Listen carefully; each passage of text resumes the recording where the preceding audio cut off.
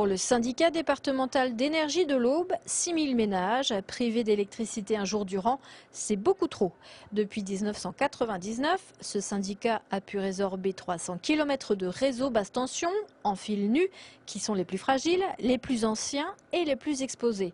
Mais l'investissement est lourd et le syndicat souhaiterait que ERDF, Électricité Réseau de Distribution France, mette la main à la poche.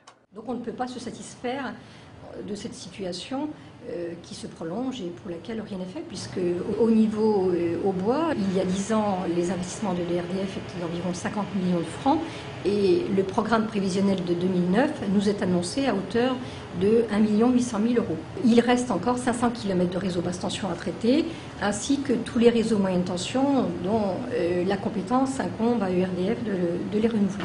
Aujourd'hui dans l'Aube, seulement 30% des réseaux sont enfouis. C'est certes plus que la moyenne nationale, mais beaucoup moins que la moyenne européenne. Pour exemple, en Allemagne, 78% des réseaux sont enterrés.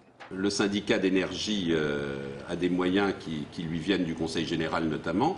Et d'ailleurs, c'est ce qu'il a fait depuis bien des années. Il a investi et c'est pourquoi le taux d'enfouissement des réseaux basse tension dans le département de l'Aube sont plutôt supérieurs de 20% à la moyenne nationale.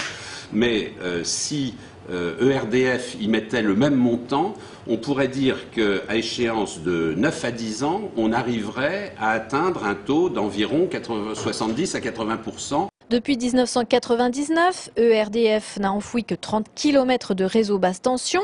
Et pour 2009, Électricité Réseau de Distribution France va investir 1,8 million d'euros dans l'Aube.